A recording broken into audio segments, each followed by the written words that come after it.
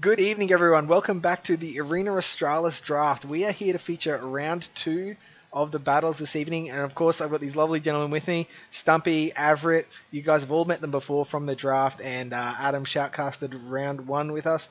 We're just going to have a quick look here at, as you can see over on this side, the results from round one. We had Third M winning the bye, a really tough matchup there. Fish on a Heater, Dank Broad, Unkempt Beast, Achilles Hero, Epic Cactus, Leoki, and Gengineer 6 winning their first round matchups. Stumpy, who did you enjoy watching those battles in that first round, and who's your pick for, maybe, look, they look like they had a good edge? Yeah, I did like Engineer in the first round. So I did have my dark horse pick. Wasn't the one I picked to win it, but good to see he got a good strong win the opening round. But yeah, I'm pretty happy with his performance. Yeah, excellent. And Avrit, who's training you choo-chooing along with? I'm still choo-chooing with Fish on a Heater. He's definitely a solid battler. As we saw from the first round, he played it very well. He had the baiting on point, so I'll love to see how he plays the rest of it out.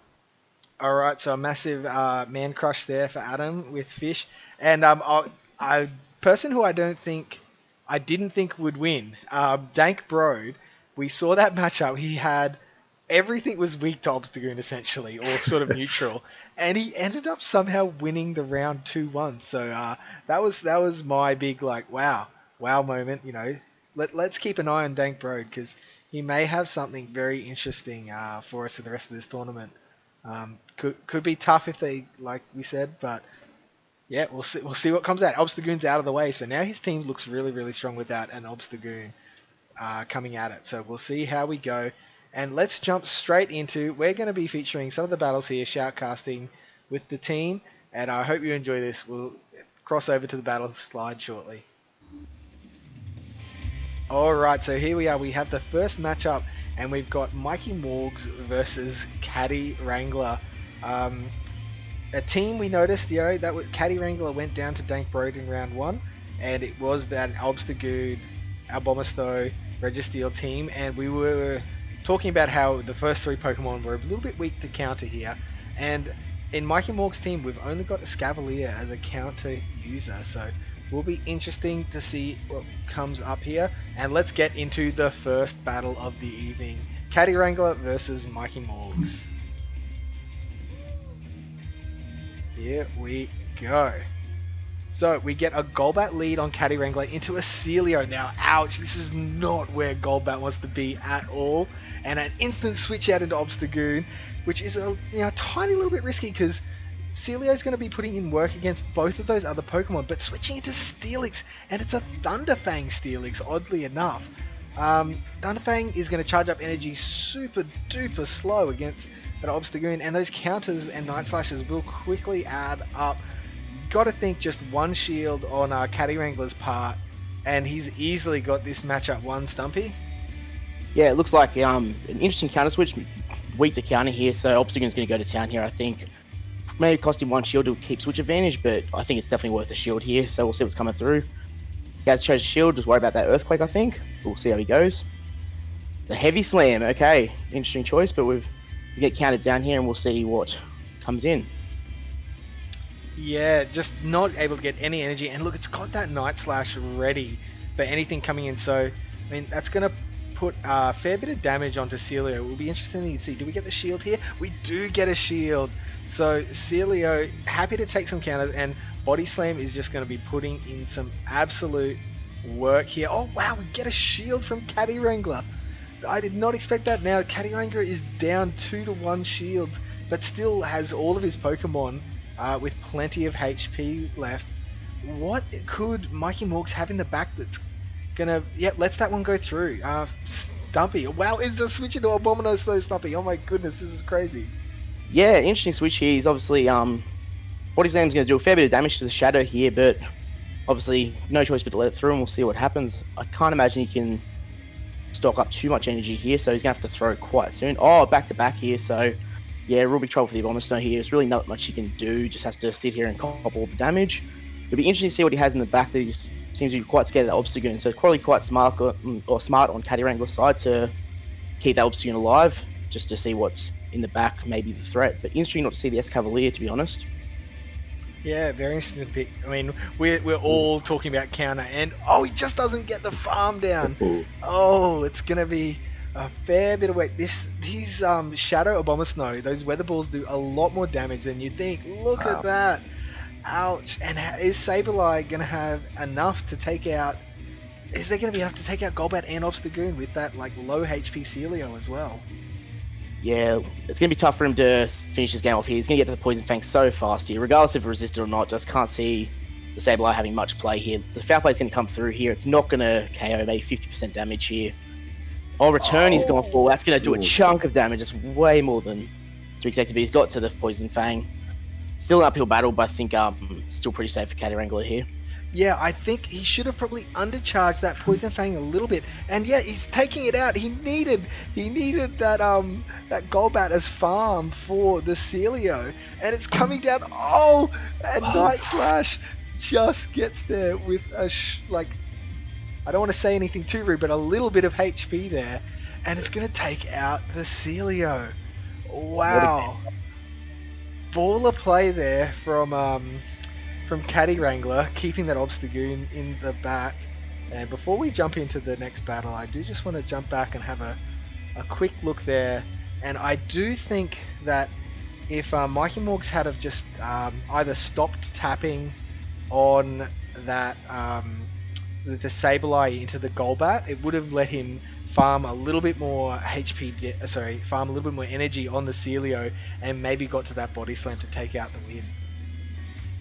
Yeah, there's definitely. I think he fell one powder snow short of the body slam, so that's all it takes. The margin of error there was so slim. I think that was his win condition there, and he just couldn't find it. But tough lead and sort of no counter switch to the Obstagoon, unfortunately, so it did put himself in a real tough position. Yeah, only having the Sableye in the team, and it doesn't do really well against Obstagoon. So we will move into the next matchup we have here. Wow, Obstagoon putting in some serious work against that team. And our next matchup is Jaya versus 200% Gary. I'll leave this one up to you guys. Take it away. Here we go, 200% Gary here into Jaya. I'm going to go with Jaya because I don't want to butcher his name. So we've got Surfetch lead. What we're looking at into Australis. There's a very, very positive lead here for Surfetch. The counter damage is going to be adding up really quickly. He's got to get out of here, I feel like, but he's starting to stay in, so potentially double weak to the Surfetch here. He's got to Leaf Blade quite quickly. This won't KO, but also the additional counters will add up, so I can imagine, yeah, shields come up there, so interesting to see. He swapped into Azu here, which is not exactly a favourable matchup, but we'll see how the game escalates from here, Adam. Yeah, Surfetch does have to watch out for play rough and Ice Beam from this Azu, so it was a good swap there to come into Whiscash. Whiscash obviously doesn't need to shield the first move here, just being an Ice Beam, so it's not going to take too much damage. Thankfully, Whiscash can just spam those Mud Bombs at Azu and eventually stack up the damage. He does have a health disadvantage though, so it's going to be interesting to see how Gary plays this one out. Does he want to shield? Does he want to let the Whiscash go and come in with another Pokemon in the back? But for now, he's just going to keep spamming those Mud Bombs, getting a lot of damage off. And we'll just have to see how it plays out here. What tactic do you think he's going to use here? Yeah, I can't imagine him committing a shield because I think that the Azu will get to a second Ice Beam before he can get enough Mud Bombs off to which he has decided to shield there. So interesting decision, I think, here, but we'll see how it goes from here. I think he got the Ninetales in the back as well, so he's probably a good position to, he swapped back into Surfetch here, so interesting switch he's got there. So getting the Leaf Blade there, this will KO the Azu and decide if Jai is going to decide to keep the Azu alive. He has decided to shield, so wants to keep this Azu as healthy as possible. What do you think's the call here, Adam? I have a feeling he might shield. He knows that Jai's team is weak to the Surfetch, considering he did such a late swap with the Azu there. I think he's definitely going to get to the Leaf Blade, and it'll be interesting to see what Jaya comes in with. He's got that Zwelios, but obviously it's weak to the counter damage. So let's see how Jaya plays this one out. He gets the Leaf Blade off, which obviously KOs, and Jaya comes in with the Zwelios. Ooh, okay, at least he can farm down, but he got some decent amount of damage off. And he decides to come in with Ninetales here. Very interesting, because these Embers are not going to do too much damage.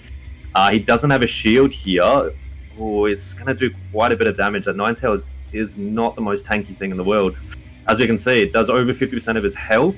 He does get a swap though to Whiscash and gets a Mud Bomb off, which is good. He also has excess energy for that Pokemon in the back. Oh man, it's going to be a close game. How do you think this one's going to play out? Well, I've got a feeling he was very protective. Oh, it's very surprising to Ooh. see. He's got that. Can't do the Blizzard there. Was that a Razor Leaf, I believe? So it just absolutely deletes the Whiscash there. So tough position. I can't see the Ninetales being able to do... Well, actually, that's a lot. Sorry. He's got Heat Wave there. It's going to get there. Oh. Okay. Didn't think it was going to get there for a second. I thought it was going to be a little bit too much to deal with, but it's got there comfortably, and this should KO. I believe it does, yep. Yeah, Oh, what a KO. clutch win. That's a very good win. Man, I was very surprised not to see the Robopass in the back there. He's very protective of that the final, he's trying to keep that Azul alive, and I was just very surprised not to see the Robopass in the back there, just to keep that. He's trying to keep that Whiscash as far away as possible. So interesting play out, and just gets the Heat Wave there to seal the deal. Yeah, running the double fairy team. Very intriguing match there from Jaya, and well done to 200% Gary for taking that one out. You love it when you see a big nuke move land at the end to win a match, right? 100%. Always so satisfying. So satisfying. Alright, well watch this satisfying moment once again. I feel like, it's not as good as a Solar Beam, but it's still pretty damn good. Mostly just so I did that so we could look at the teams. And anyway, we will move into the next match. Adam, Dank Broad versus Third M. Let us go.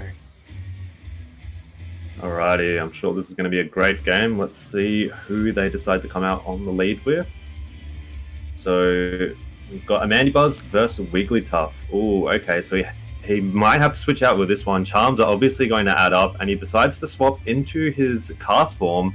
Cast Form can get to those Weather Balls very quickly, but a swap into Mew comes out. Mew, not being the tankiest Pokemon, he will be under a lot of pressure with these Weather Balls coming through. He can definitely tank one, but he's already under 50% health. Let's see how Mew plays this out. What charge moves do we think that he's running? Oh, he's got to be running Flame Charge, but either Grass Knot or Wild Charge as well. Yep, there we go. Flame Charge comes out. Boost, boost, boost. Get it going. But he's going to have to shield this Weather Ball. And even if he does, potentially Third M can just shield up again here.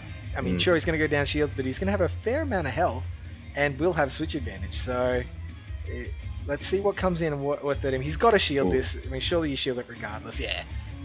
Comes up. Going to farm down Mew. And what comes back out? Is he got to just bring that Wigglytuff into farm or something else? We'll be curious what to see. So he does have quite a bit of energy. Let's see what he decides to come back in with. Yeah, he comes back in with the Wigglytuff to get that charm damage off. Thankfully, Third M can get to these Weather Balls, which add up quite a bit, and they charge up very, very quickly. So, yeah, okay, wow. That does quite a bit of damage. Wigglytuff can get the farm down, though. Let's see who he decides to come back in with. He obviously can't come in with Mandibuzz, so he's definitely going to come back in with that Stun Fist. And he does. And Dank Broad gets a swap into Marowak and gets hard countered by that Mandibuzz. Oh my goodness, it's not looking good. Oh, what do we think is going to happen? No, it's not a great matchup, and a really good use of that second shield. Knowing that having the G-Fisk in the back, it down a shield against Wigglytuff, it's still going to win. So he's, as long as he keeps those matchups in his favor, he was just hoping that whatever else was in the back, Mandibuzz was going to be enough to take it out. And whoa, lands a Fire Blast. My goodness, that is great. You love to see it. Is he going for a farm down here now? Wow. Snarl down. Snarl down is just a crazy thing to see. So now this Mandibuzz has two aerial aces here. Is it going to get the second one? It might get a charm and take it out. Oh, it does get the second one. It's going to force the shield here, but surely Adam, G-Fisk in the back's just... Regardless of if he shields this or not, I think he's definitely got this one in the bag. G-Fisk is just too tanky. The Wigglytuff is just not going to do enough damage with its charge moves and even the charm. So this one looks like a GG for Third M. Yeah, great turnaround from like a super, super hard loss in that lead matchup, right? That Rainy Cast Form double shielding, just able to bring it back in his favor, then lining up that G-Fisk with Wigglytuff. It was over from there. So Really nicely done. Third M, even though he had a bye in round 1, has come in solid in round 2. We have Achilles Hero up against Unkempt Beast. We didn't see any of Unkempt Beast's matches in that first round. And that Shadow Machamp Haunter, wow, this is a very interesting team. This is one we didn't really look at that has a lot of potential just looking at it now. Anyway, let's leave that all behind. So, take it away. Me, actually. It's me who's taking this one away. Hypno, and we get the Munchlax. Awesome. Awesome for Unkempt Beast. That Munchlax lick is just gonna, like, shred through. And a switch into Venusaur. It is a Frenzy Plant. Vine Whip Venusaur into the Jump Off now. Jump Off is tanky. It can actually take a Sludge Bomb. So much better than you think it should. Hey, Stumpy. Yeah, he's decided to shield anyway, but yeah, you're right. It can actually take a Sludge Bomb quite well. You can imagine the Aerial Ace coming through here. Be very surprised if he shielded this early, but he could match here. He does match, that's alright. It'll be interesting to see how this match plays out. It's not a wall per se, but it's a bit of almost a neutrally sort of matchup. Interesting to see how the Hypno goes later on against that Munchlax. Munchlax with a bit of energy, so we'll see how that plays out late game. He's gone for the bait here, which is quite surprising, but looking for that second shield. And we'll see how things escalate from here. Trotter. Oh, and no shield there. Knowing how tanky Jumpluff is, there was no real need. And Jumpluff must have just a ton of energy here. Like those bullet seeds charge up energy so fast. It must almost be at a second Aerial Ace. And look how much that does. And an Overswarm here. Wow. A massive amount of energy here on both players actually parts. Maybe just trying to confuse the opponent and lands the Sludge Bomb. Oh, Sludge Bomb takes it out. Wow. What a hit. And are we getting lag affected matchup again here? You don't want to see this. Please get to the... Thank God he got the Frenzy Plant there. He would have got there so comfortably. Is there like 2 Frenzy Plants there now? It looked pretty close to if it wasn't. I don't imagine he gets the second one though, will he? No. Nah, just fall short. And, I mean, this Munchlax, what do you bring out? Politoed? Hypno? Yeah, I feel like you gotta bring Politoed here. The lick damage is so oppressive against that Hypno, and we'll, very dependent on what is in the back here to see how the Munchlax decides to play this match out. Munchlax have a lot of energy here though to throw, so potentially just trying to get rid of the energy so that Hypno doesn't have to worry about that extra charge move damage and can just use its energy, because it has I think at least 1 confusion before it switched out. Yeah, I believe so, that's right. We've got to the Surf here. This will take a little chunk out of Munchlax, such a beefy Pokemon. It's going to be pretty comfortable here to get to the next Body Slam, I feel. He seems pretty comfortable staying in this matchup, so he's not too worried. He must have something relatively okay in the back for this Hypno, as he stayed in. Yeah, and I'm surprised he didn't try and charge up some more energy. Maybe he's not quite so used to the counts on the Politoed. Wow, bringing in the Empoleon. And oh my goodness, we can see that Focus Blast getting tapped there. It's just going to survive a Hydro Cannon, not by much. Oh, it's going to be close. I mean, you just want to see these Focus Blasts going unshielded, right? Here it comes. Empoleon is rip. Yeah, it's going to take a huge piece out of this Empoleon. Surprise. Yeah, definitely surviving that. But lick down incoming, right? Yep. Unfortunately, it's just not going to be enough. I do love seeing a Focus Blast land from a Hypno, but yeah, just not quite enough there. No, not quite enough, but yeah, really nicely played. Good use of energy, and Munchlax was really dominant in that battle. So, gentlemen, I will pass it on to you guys to... Oh, wow, we've literally got Stumpy's pick versus Adam's pick. You couldn't have scripted this any better. Feel free to take sides with your commentary. Take it away, gentlemen. Oh, definitely getting behind my boy Ginger here. So, going right into Tropius here. Interesting matchup. See what we've got moveset-wise from the Tropius. Looks like Air Slash, so it's a better matchup for Raichu with the Air Slash, I believe. Thunder Punch and Grass Knot here. It's the first one coming through. Raichu quite squishy, so you might want to protect this quite early, but also can let it go, which he has let it go. So, knows what he's doing, Jen, so we'll see how he goes here. Thunder Punch coming through. Oh, sorry, I actually have the teams around the wrong way. We are viewing Fish on a Heater's perspective. With Oh, Engineers. that's done me in. Adam, do you want to move on from there? Yeah, no worries. All right, so he's going with the grass knot. Obviously, this Quagsire is double weak to grass, so he's definitely going to... Oh, he lets it go! No way! Oh my goodness. What an insane turnaround. Does he come back in with the Trevi? Yes, he does, and I'm sure he's going to get to farm down, but will he get to the Thunder Punch in time? Oh, he just misses out. All right, so he's got either Deoxys... all right, yeah, he does go in with Deoxys. Smart idea. He can just go with those rock slides, which will add up. He doesn't need to shield this one. Deoxys, obviously, having that defense in its name, does not need to shield this at all. So he can just tank all the damage coming at him, and just farm up to a rock slide. I don't think Engineer would want to shield that. He'll probably just come in with whatever he's got on the back, but we'll have to see how this one plays out. Yep, gets the rock slide. Yep. Sorry, take it away. Now that I'm back on the right team here, hopefully let the rock slide go through. He's decided to shield, which is quite surprising. So he's decided to go 2 shields down here, which is quite surprising to see. Hopefully gets this leaf blade quite quickly, but he swapped into Melmetal. That's a great swap. Catches the rock slide, not very effective damage. We'll have to be quite cautious of the counter damage it's going to take, but it's so low now, so potential farm down incoming. No, he's been swapped out into Gallade. Okay, so close combat incoming at him. Definitely. This is 100% going to take down the Melmetal. He just has to shield here. Gallade's, pretty squishy. He doesn't want to take too many charge damage, and he does decide to let it go. Ooh, wow. Okay, that was definitely an interesting play, but I guess he knows the matchup a lot better than I do, so he lives that. Are you going for the Leaf Blade, surprisingly? I guess he doesn't want to lower his defense anymore, so... Oh, is he dead? Oh, my goodness. A draw. He doesn't want to use his shields at all. And is he going to lose just from that? Oh my goodness. Calm down. No way. Oh my god. Got way too cocky not using those shields. I don't know what he was trying to do. Maybe flex on him or what?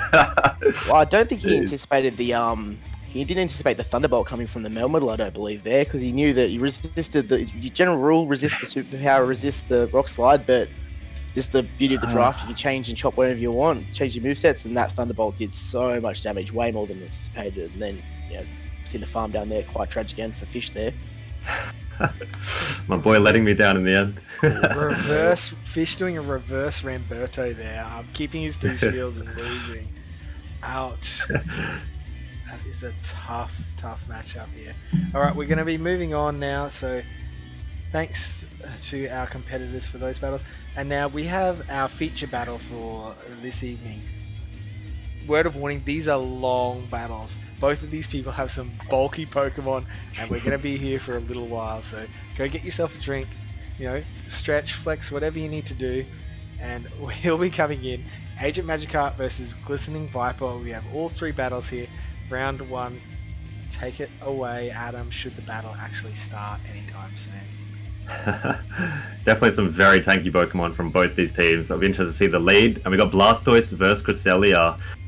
So these Hydro Cannons will slowly add up to the Cresselia, but obviously the Blastoise has to watch out for Grass Knot. But Blastoise is considerably tanky, might not have to shield the first one.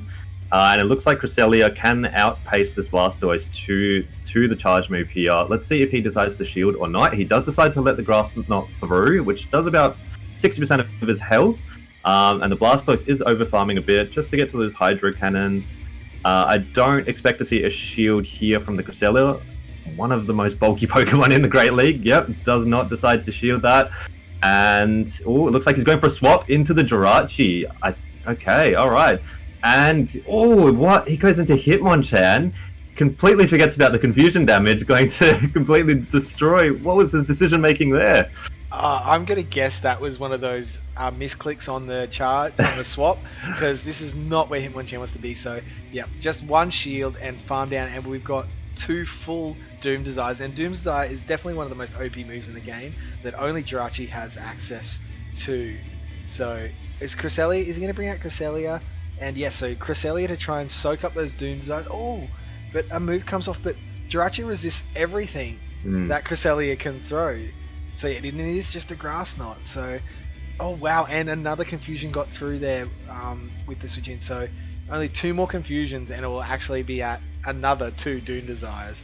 So just like insane. Oh, and no Psycho Cut. There was nothing that could actually jump in between these moves. This is actually that switch in from Glistening Viper. That has to be, yeah, just a bit of a mistake there, a bit of an oof moment. And does get the charge move in. Do you shield here, Adam? Yeah, I think you do. You know, you've almost got that Doom Desire up, and you want to save it for what he's got in the back. He obviously, Glistening Viper does obviously has a shield, but you want to have that pressure at least. And Lapras, yeah, so definitely he would want to have to shield this, doing that super effective damage. Let's see if he decides to shield or not. He does, yep, Shadow Lapras as well, so that would have done a chunk of damage. He is going to get farmed down here. I think he's going to come back in with... He can come in Blastoise or Umbreon. It'll be interesting to see his decision making here. Comes back in with Blastoise, yep, and he can resist this Surf or Ice Beam, but will it take it out? It'll be very close being the Shadow, but it's mostly being done as an energy soak, right? So just to get rid of that energy on the Lapras so he can bring in Umbreon. Umbreon's so bulky, he'll be able to get the job done in the back, so yeah. Oh no, does. I was like, wow, is he throwing a water gun? Switch. There's the switch out. It's 1 foul play and a game over here. Because Shadow Lapras, even though Lapras is bulky, adding that Shadow, yeah, foul play. Actually, no, might just survive. No, takes it out in game number 1. So, I mean, maybe he just saw the Steel type and insta switched into that Hitmonchan. Because Lapras isn't going to do well. Cresselia, not so great. Yeah, Jirachi really put Glistening Viper in a tough spot there. I definitely think his reaction speed was quicker than his decision making there. Obviously saw the Steel type and thought, you know, I'll go in with my Hitmonchan, and then 1 second later he regretted that decision. About 3 confusions later, he's like, oh dang. Yep. Alright, we'll move into match 2 now and see if Glistening Viper can change it up there. And I mean, maybe looking at that Typhlosion to take out the Jirachi. There's not much else in the team that's really going to be worthwhile against Jirachi here. So Umbreon lead into Typhlosion. And let's see, is this a Shadow Claw Typhlosion, or is he running a different move? No, it's Ember. We are seeing an Ember Typhlosion here. Interesting. I was not predicting this. So obviously Glistening Viper has that Ember there for the Jirachi. Wants to be able to take it out. Eats a foul play here, and it's got a little bit to go before it gets to a Blast Burn. And I'm assuming this is Blast Burn, Stumpy. Yeah, I can imagine Blast Burn coming through here. There's not really a bait move coming here from Typhlosion. It's Distant Solar Beam is going to be the general option, I'd say. So it decides to shield though, just to keep the Umbreon as much health as possible. And big decision here from Viper to see if he wants to keep this up, knowing that the Jirachi's probably floating around after the last game performance. So he does decide to shield up this one, but he's going to get to that second foul play quite quickly. So I don't know if that was the smartest shield. Yeah, interesting here. He's going to have to try to decide whether he wants to go to another shield down here. But we'll see how he goes. He has decided to shield a second time, so you're going to really push that Blast Burn. Looks like he's just switch out. He's caught the Blast Burn. That is a great switch there from Asian Magikarp, was it? Yes, it was. Yes. So that's a really good catch there.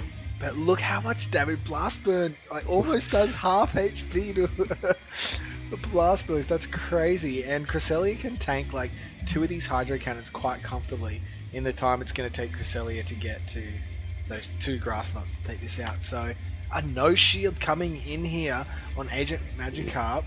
Blastoise eating that one reasonably comfortably. I'm assuming it's going to be farmed down now. And the question is, does Glistening Viper have Moonblast on this Cresselia? Because potentially I'm thinking we're going to see that Umbreon coming back in now, and does not want to take a Moonblast, to be honest. Always going to bring in the Jirachi. Which would you prefer? I'd almost bring in, Jirachi. He's on the Jirachi. He knows he resists everything here. It's got a fair bit of energy there, so this is all going to go to waste, really. So it's quite a smart move bringing that in. And he knows the Typhlosion's out of the way, so there's not too much in the back here that can cause a whole lot of trouble for the Jirachi. Potential for the Bastodon if that's floating around, but yeah, I don't think he's gonna. Oh, it is the Bastodon. There we go.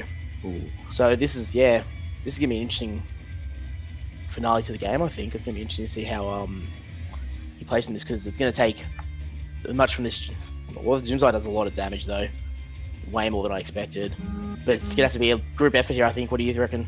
Yeah. I mean, I think it's time you can put your feet back and just sit and watch this one, because we need 4 Doom Desires to KO this Bastidon at this point. And I guess it just depends, can Bastidon get to 2 flamethrowers in that time?